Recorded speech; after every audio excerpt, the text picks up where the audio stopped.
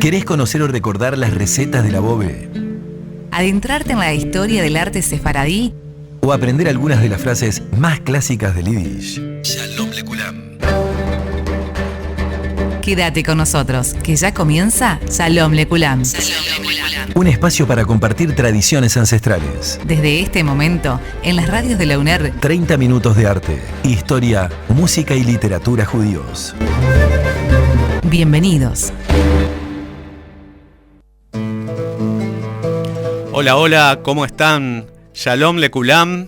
Bienvenidos a este espacio para charlar sobre tradiciones, sobre arte y sobre muchas cuestiones interesantes de la cultura judía. Vamos a compartir en esta tarde dos puntos muy interesantes. Vamos a hablar un poquito sobre arte sefaradí y también vamos a hablar sobre Pesaj, sobre la Pascua judía y sobre la matzá. Vamos a charlar con una familia tradicionalmente dedicada justamente a la elaboración de la matzá, y también si nos querés escuchar y no conocés qué es la matzá, bueno, también en esta tarde vas a poder aprender un poquito sobre ese elemento tan tradicional de la fiesta. Vamos a escuchar música y bueno, te invitamos a que compartas con nosotros. Shalom Lekulam. Shalom Lekulam. Media hora para compartir algunas de las milenarias tradiciones judías. Bueno, estamos entonces en Shalom Lekulam con la idea de charlar un poquito sobre arte. El arte judío, que por ahí no es tan conocido, ¿no? Incluso dentro de la comunidad judía o fuera de la comunidad judía. Hoy queremos contarles un poquito sobre la sinagoga de Abulafia, en Toledo, España. Pero primero es interesante no solamente para esta obra, sino para cuando charlemos en otros programas sobre otras obras de arte, que es necesario siempre considerar en una obra de arte judío cuáles son las tradiciones y las leyes de la Torá que influyen en estas obras, pero también el contexto cultural, sea tanto en el tiempo como en el espacio de esa obra, ¿no? Cuando fue realizada. En el caso de una sinagoga, cuando se piensa en lo que es el programa decorativo, vemos cómo se plasma esa identidad judía según cómo fueron interpretando los sabios en el transcurso de los siglos.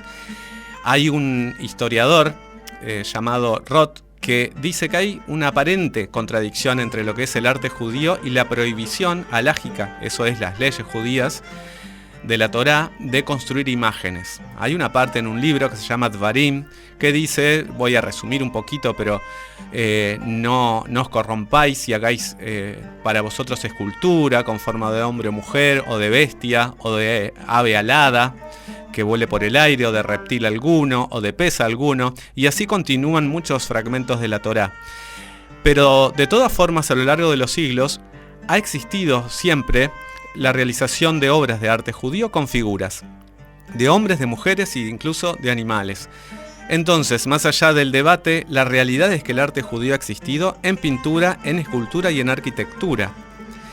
En el caso de Sefarat, y la construcción de la sinagoga de Abulafia, que es la que queremos comentar, es necesario tener en cuenta la relación con las otras culturas. En el caso de Sefarad, que pensamos en el nombre y al tiempo que se le da a la experiencia judía en la España, durante casi 2 milenios, es necesario entender la relación con otras culturas como la cristiana y la musulmana, con las cuales los judíos intercambiaban en su vida cotidiana.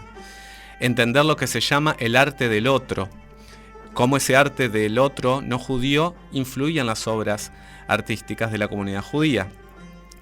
Ahora bien, la importancia de la sinagoga, bien que no es el templo existió hasta el primer siglo de la era común en Jerusalén, pero luego hablamos de sinagogas.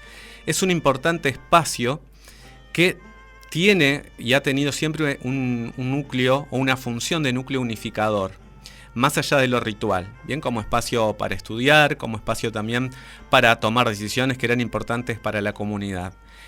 Es decir, la sinagoga trascendiendo lo ritual.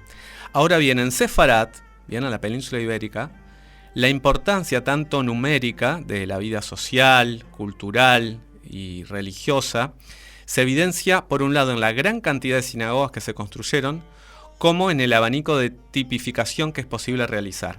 Así vamos, por ejemplo, de lo que era la sinagoga mayor, que recibe este nombre por su simbología, pero también por el tamaño, ¿no?, físico. las dimensiones, a la sinagoga chica que se construían en distintos puntos del barrio judío. Y además existe otro tipo, por ejemplo, las sinagogas privadas, que es el caso de Abulafia. Estas sinagogas se desarrollaron en ciudades con mucha población judía, pero generaron debates, ¿bien? Y también regulaciones para evitar que los quórum o minyanim de las últimas privasen al minyan a la sinagoga mayor. ¿Qué significa esto? En el judaísmo, para realizar determinadas oraciones es necesario que haya un mínimo de 10 personas judías. En el caso de la Edad Media, 10 hombres judíos. Entonces, si las personas por comodidad decidían ir a la sinagoga de su barrio, la sinagoga mayor quedaba sin este quórum. Más allá de esto, entre los factores para entender el tamaño de la sinagoga en España medieval, hay que considerar 3 puntos. Los límites que imponía la Iglesia, y en el caso del sur de la península también Dar al-Islam, es decir, las autoridades musulmanas. En el caso de Toledo pensamos en la Iglesia, ¿no? El segundo punto, el área que estaba delimitado por el barrio judío, propiamente, no se podía construir fuera de ese espacio, y las dificultades debidas a la topografía urbana propiamente. El tamaño debía reflejar la humildad de la sinagoga frente a la iglesia. Bien, no se podían hacer sinagogas que fueran más grandes que otras iglesias que había en la ciudad. Por eso la importancia de Abulafia, de esta sinagoga que vamos a comentar, porque realmente es una sinagoga de dimensiones muy importantes y con un programa decorativo también muy rico. ¿Por quién fue construida esta sinagoga? Fue construida por Shmuel Ben Meir Alevi Abulafia entre los años 1320 y 1360. ¿Quién era este personaje que se podía permitir construir una sinagoga privada? Fue el descendiente de una antigua familia judía. Él fue consejero y tesorero del rey Pedro I de Castilla y es recordado no solamente por haber construido esta sinagoga, sino muchas otras en el reino de Castilla. El complejo, es decir, las características de esta sinagoga, primero, como decimos, estaba construido dentro del barrio judío medieval, entre las murallas de la ciudad de Toledo. Servía como una casa privada de oración y estaba conectado con la casa familiar por una puerta privada. Esto tiene parangón, por supuesto, que también en el mundo cristiano, por ejemplo, donde personas ricas o nobles o aristócratas y por supuesto los reyes tenían en sus residencias y en sus palacios una capilla, bien, o una iglesia para uso privado. En el caso de Abulafia, esta sinagoga fue construida con los planos del maestro masón Don Meir Abdeil y fue dedicada en 1357, es decir, a mediados del siglo XIV. El nombre original de esta sinagoga no se conoce. Durante muchos siglos se la llamó Sinagoga del Tránsito, pero esto obedece a que cuando se realiza la expulsión de los judíos en el siglo XV, con el tiempo esta sinagoga se convierte en una iglesia y recibe justamente el nombre del Tránsito, por la Virgen a la que estaba dedicada. Hoy, de alguna manera, para devolver el nombre original, se honra la historia justamente la personalidad de Abulafia, que fue su mecenas. La sinagoga, en la parte principal, tiene un espacio rectangular de 23 metros por 12 metros y una altura de casi 10, para que se den una idea del gran tamaño de este espacio. Las paredes exteriores son una mezcla de piedra y ladrillo, que es propio de la arquitectura musulmana en España. Son paredes muy sencillas. En la puerta de ingreso tiene una ventana con un par de arcos de herradura. Y el interior, en contraste a esta simplicidad, el interior despliega tal vez uno de los más espléndidos ejemplos de arquitectura mudéjar en España. El diseño de la sinagoga corresponde al estilo arquitectónico Nasrid, que fue una corriente que contribuyó muchísimo en el norte de la península al desarrollo del estilo mudéjar. Personalmente creo que es uno de los ejemplos más ricos del encuentro entre la cultura árabe musulmana y las comunidades cristianas y judías durante la Edad Media. Tenía también esta sinagoga un espacio dedicado a las mujeres, bien que en aquella época era así, los hombres rezaban en un espacio y las mujeres en otro. Eso se mantiene en las comunidades más ortodoxas en la actualidad, y había allí una habitación separada adyacente al muro norte de la sinagoga, que se llama Ezrat Najim. En el caso de Abulafia existió, aunque después quedó tapiado todo este sector cuando se convirtió en la época cristiana en una casa, bien, para el capellán de la iglesia. Los interiores de los muros de la sala de oración están decorados con motivos geométricos. Vemos acá la influencia de ese arte del otro, del musulmán, que más allá de la creencia judía, la cultura musulmana influye en las otras culturas de la región. Motivos geométricos entonces y también fitomorfos muy coloridos, con característico yeso del arte mudéjar de la época. Es posible que estos patrones hayan sido inspirados por los lujosos textiles que se importaban desde regiones gobernadas justamente por musulmanes en el sur de España. Así como se comerciaba, bien, había un comercio muy rico entre cristianos, judíos y musulmanes en épocas de convivencia, de coexistencia. Con el comercio también se intercambiaban maneras de ver el mundo y, por supuesto, cultura y arte. La decoración más elaborada en este interior fue reservada para el muro oriental, porque en esta parte del hemisferio, Toledo mira la pared oriental hacia Jerusalén, bien, hacia la ciudad santa, y por eso allí se guardan en el Aarón HaKodesh, que es como el espacio sagrado, se guardan los rollos de la Torá, de la ley. Por eso siempre es un espacio más destacado, en este caso con las decoraciones que mencionamos. La sección superior presenta también en este punto arcos decorados y hay motivos arabescos que resaltan el lugar principal. Tal vez los elementos más impactantes de la decoración interior son las numerosas y monumentales inscripciones en hebreo y en árabe que adornan los muros. También están adornados con estas escrituras, los arcos alrededor de las ventanas y también algunas de las columnas principales. Son tal vez estas inscripciones el ejemplo más destacado de lo que se llama la epigrafía monumental judía durante la Edad Media. La mayoría de los textos son tomados de la Biblia. Otros glorifican al rey Pedro I y a Samuel Alevi Abulafia, que fue el mecenas, y al constructor Meir Abdeil. Realmente es un lugar que vale la pena conocer. Quien tiene que ir a Toledo, que tiene la posibilidad de viajar, por supuesto, conocer esta hermosa ciudad, la Catedral Católica de la ciudad, una de las más bellas de Europa, y darse una vuelta por la sinagoga de Abulafia. Shalom Lekulam. Shalom Lekulam. Un espacio para compartir lo milenario Y lo más novedoso de la cultura judía. Shalom Lekulam.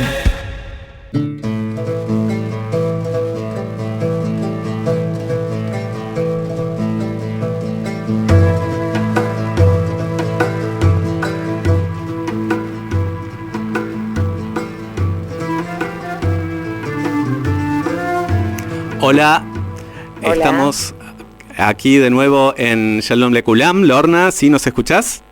Sí, los escucho. ¿Cómo les va? Buenos días, buenas tardes. ¿Qué tal? ¿Cómo estás, Lorna? Moadim Besinjá. En primer lugar, te agradecemos el tiempo que nos dedicás para charlar con nosotros y además que justo para ustedes entendemos que es una fecha de mucha actividad por lo que nos vas a comentar, Lorna. Así que bueno, gracias por tu tiempo. Por favor, de nada. Bueno, un gusto. Y les contamos a quienes nos escuchan, Lorna Stichel es miembro, bien, de la familia que produce algo que es esencial para la festividad de Pesaj, que es la matzá, bien, y quienes nos escuchan, que no son de la comunidad, bueno, tal vez han escuchado sobre la matzá, y quienes sí son de la comunidad mirarán en este momento algún rincón o de la cocina o algún lugar de la casa, y probablemente haya una casa que diga matzá o matzot Yanovsky, ¿no? Que es el nombre de la empresa. Así que bueno, nos gustaría primero, Lorna, que así en breve, para quienes no son de la comunidad, que puedas explicar. Bueno, la familia de Lorna Yanovsky se dedica a elaborar matzá. ¿Qué es la matzá? Bueno, a ver, te cuento. Nosotros, para quienes no son, como vos dijiste, de la colectividad, durante el transcurso de 8 días, tenemos, a diferencia de la Pascua Católica, prohibiciones y cosas a cumplir. Las prohibiciones son que no podemos comer ningún producto leudado, correcto, o fermentado, y tenemos que cumplir una mitzvah, que es tener en nuestra mesa, por lo menos en las 2 primeras noches y en las 2 últimas, esto que vos recién dijiste, que es matzá, que vendría a ser un pan sin leudar.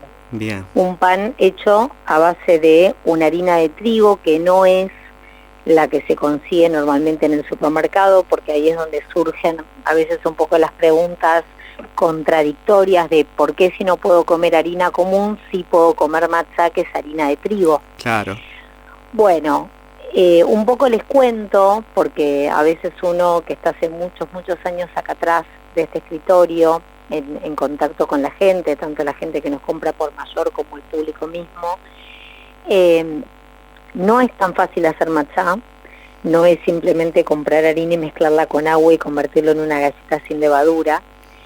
La harina de trigo que nosotros usamos para hacer matzá es una harina, primero, que como toda nuestra fábrica, y vamos a incorporar una palabra por ahí no tan usual, es shmurá, que significa que nuestra harina, o sea, la matzá que se come, es cuidada desde el momento de la cosecha.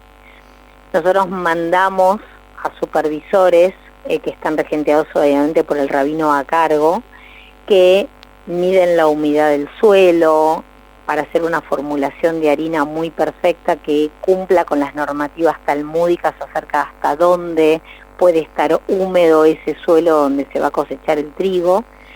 Y una vez que hacemos eso y que todo está pautado para que se dé y que el clima nos acompaña, porque a veces que tenemos que abortar todos los planes porque llueve y porque son cosas que suceden y el pronóstico nos traiciona, Claro.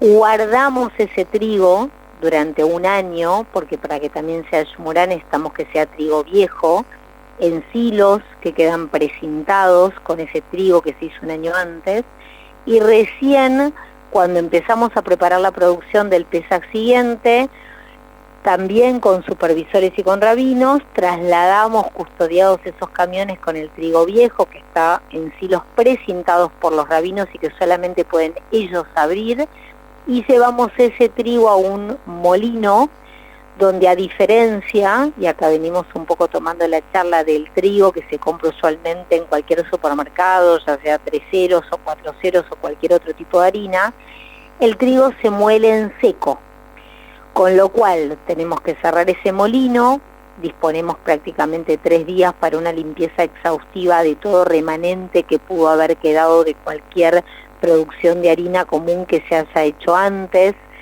Se forra todo ese molino con mangas descartables para que tampoco ese trigo que pasamos tenga contacto con las maquinarias que funcionan todo el año. Empezamos a moler las primeras, te diría casi 50 bolsas de 25 kilos, se tiran por las dudas si hubiese quedado algún tipo de partícula remanente. Bien. De ese trigo que no es de Pesaj, y ahí empezamos con la producción de Pesaj de harina.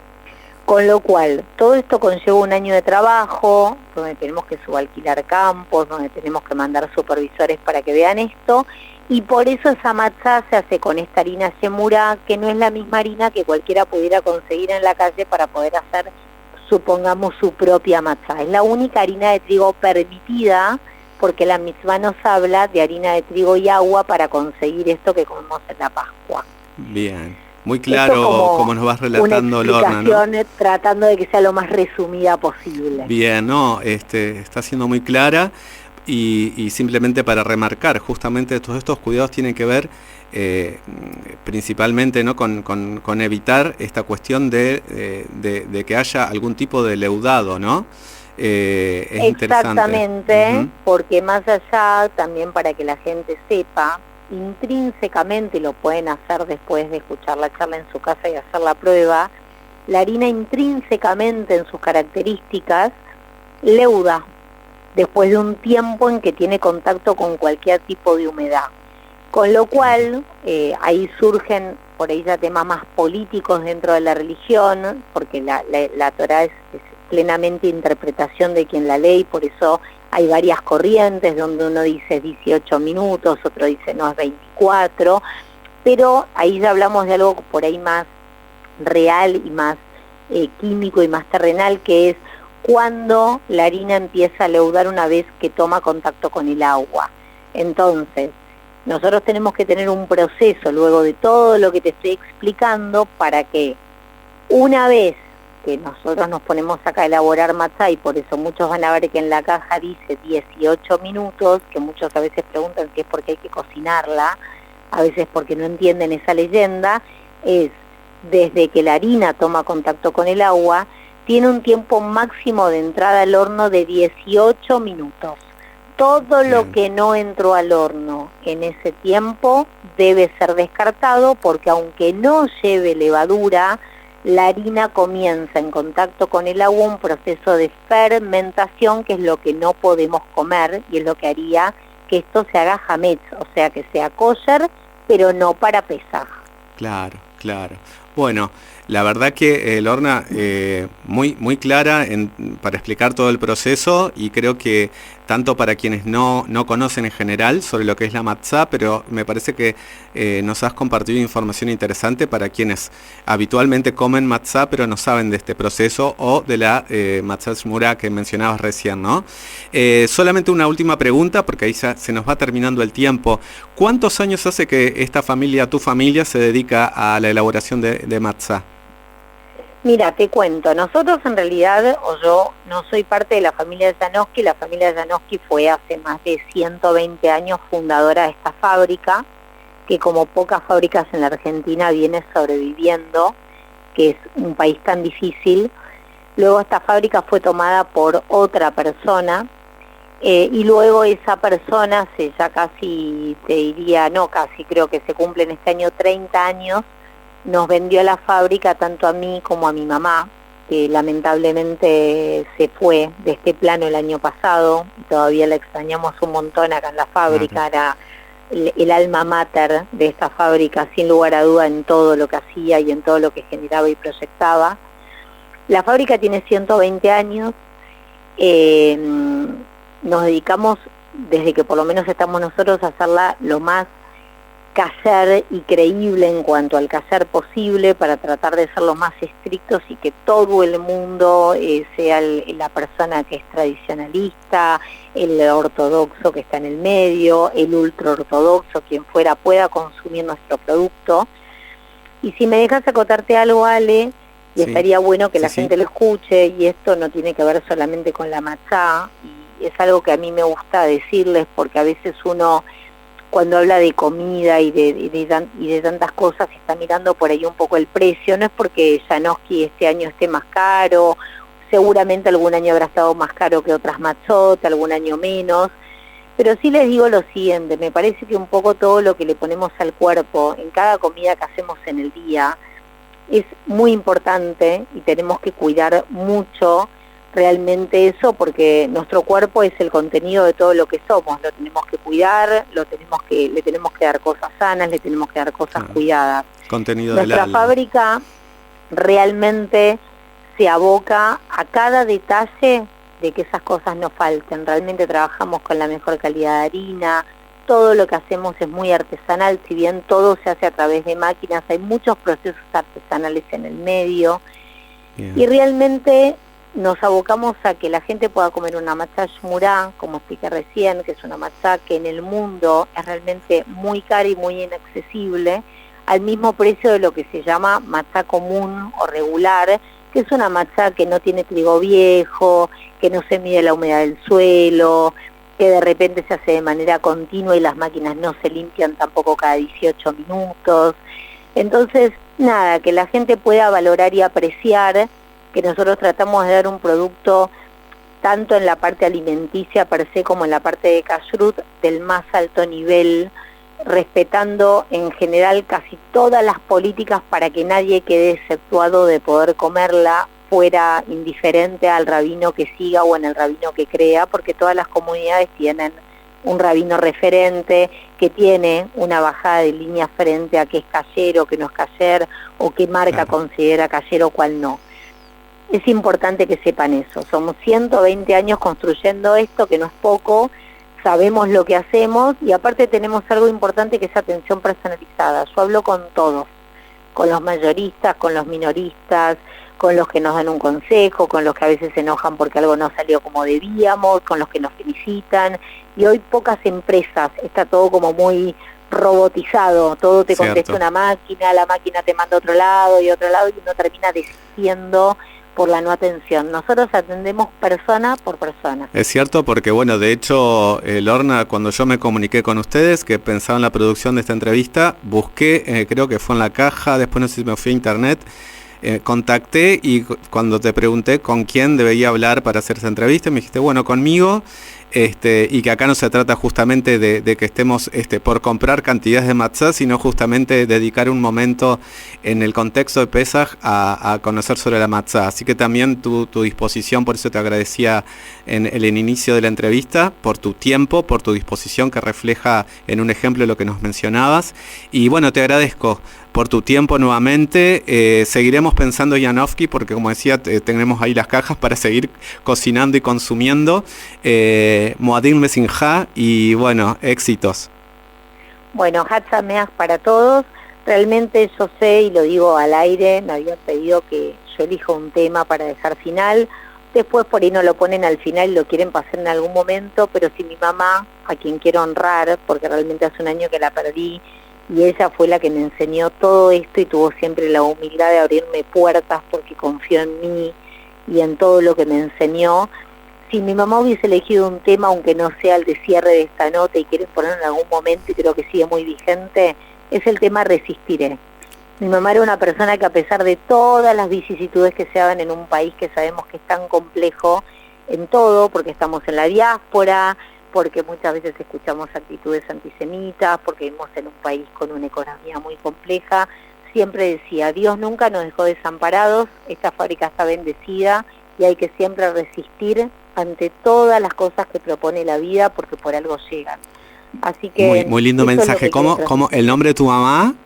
Mi mamá se llamaba Juana Espigiel. Juana, bueno, entonces en memoria, en recuerdo de Juana, Sigronot Librajá, hermoso el mensaje, y vamos a terminar, sí, esta parte justamente con Resistiré en su memoria y compartiéndolo con todos los oyentes. Muchas gracias, Lorna. Bueno, te agradezco, Alejandro, por tu tiempo y Hag Sameach a todos, que tengamos un año en principio con paz y que devuelvan a todos los secuestrados de una vez de Israel. Hag Sameach.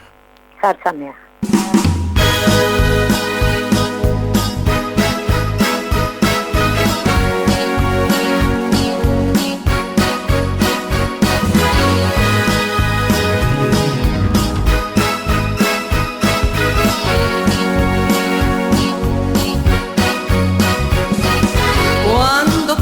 Todas las partidas, cuando duerma con la soledad, cuando se me cierren las salidas y la noche no me deje en paz, cuando sienta miedo del silencio, cuando cueste mantenerse en pie, cuando se revelen los recuerdos y me pongan contra la pared, resistiré erguida frente a todo. Bien, escuchamos entonces este tema Resistiré, que luego de la entrevista con Lorna pensaba ella en dedicárselo a su mamá Juana, así que bueno, en recuerdo de ella escuchamos este tema y bueno, ya se nos está yendo, pasó la media hora. Un gusto que nos hayan acompañado hoy charlando un poquito sobre arte en este contexto de Pesaj, aprendiendo sobre la Matzah Shmurá. Y hay una canción que con esto vamos a terminar hoy el programa, que es Eliyahu Anabí. Eliyahu Anabí, el profeta, Elías es quien, según la tradición judía, va a llegar y va a anunciar la llegada del Mesías. Y durante la cena de Pesaj hay un momento en que se sirve la copa a Eliyahu simbólicamente. Se abre la puerta y allí se espera, ¿no?, la posibilidad de que aparezca o no Eliyahu. Y en el Seder, en la cena de Pesaj, con los amigos que me visitaron y compartimos, escuchamos esta versión de Eliyahu Anabí, muy linda, muy oriental, muy mizrají, y con esto les deseo un Hag Sameach y nos vemos en el próximo programa.